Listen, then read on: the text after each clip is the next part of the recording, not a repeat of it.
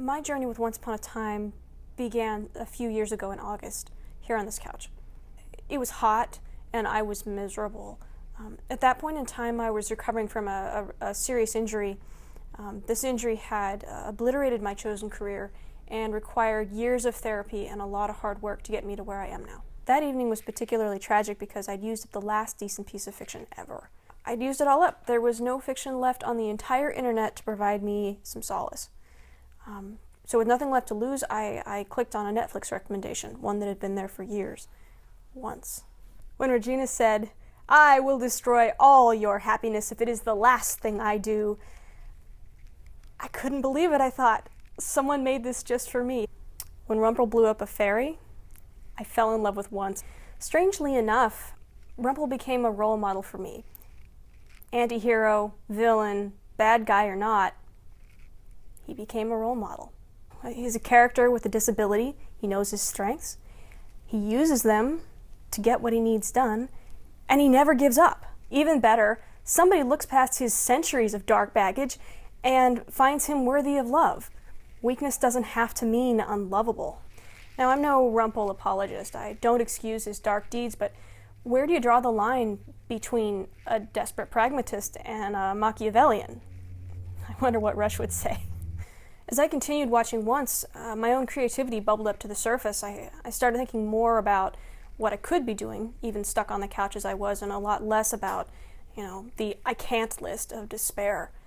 I hadn't written for pleasure in years. For therapy, sure, but because I love it, not so much. So, because of Once, I started writing again. I created a blog, I wrote articles, I wrote reviews, I even started a research project on Once viewers, which I should really finish, eventually. I even started this project.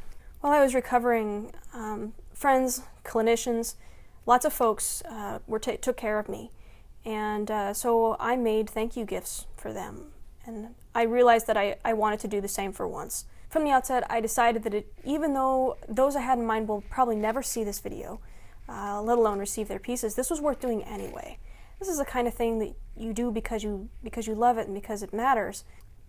The point of this project is to experience gratitude and express it, so I expect nothing else to come from this. I know what Once did for me. I'm grateful, and I did something about it. Mission accomplished. The idea behind the project is fairly simple. Take the chipped teacup, move the handle, hang a clapper, and then it becomes a bell. The execution was anything but simple, though. Over the course of the year, I must have made at least 100 attempts for the 5, possibly 6, that survived. Ultimately, I had to give up on some of the design elements that I had in mind because the voices of the bells were more important to me than just imitating the prop. Why spend a year on a project if it's that far out of reach, if it's that hard? I knew I could do it. I knew it. I refused to give up. It was possible. I could do it. And I did. Just in case, on the off chance you do see this video, there are a couple of things I want to say. Mr. Carlyle, because of you, my life is better. There's a marble statue somewhere in the Louvre. When I saw this light glowing through the folds of marble, it was fabric, but it was marble. My heart started beating faster. I smiled. I felt giddy, and I thought, I love this. I love this.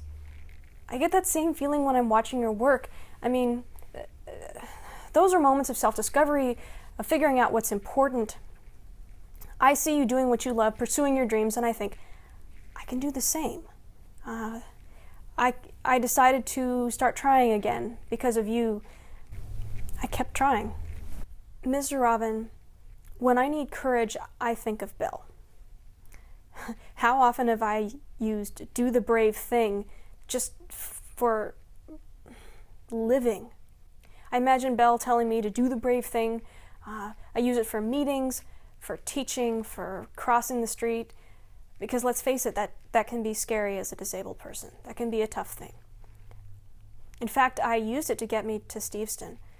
When I learned that Once films Vancouver, which isn't that far from here, I was pretty crushed because I knew that I couldn't go because my disabilities weren't such that it was safe for me to go on my own. But I continued to heal, And in March of 2016, I felt ready to go, and I looked for some courage, and then I went. I imagined Belle walking beside me as I left my house that morning, smiling and telling me to do the brave thing. And I did.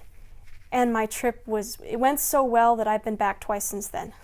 Beyond my wildest hopes, on my most recent trip, I met Sarah, the leaf lady. And I gave her one of the drafts. I hadn't finished with the project yet, so that's what I had available. I hadn't been sure how to include the crew in my thank you until a friend of mine mentioned her to me. To my utter delight and complete surprise, she said that she thought you might like one of these and offered to give you yours. So, if she's still game, I'll make another trip and deliver it. Mr. Horowitz, Mr. Kitsis, Ms. Espenson, your work changes lives.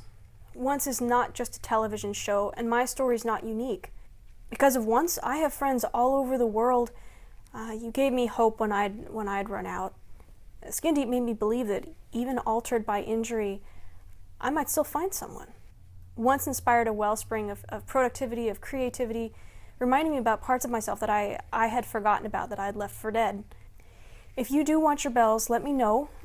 I'm sorry, but something this fragile can't go in the mail.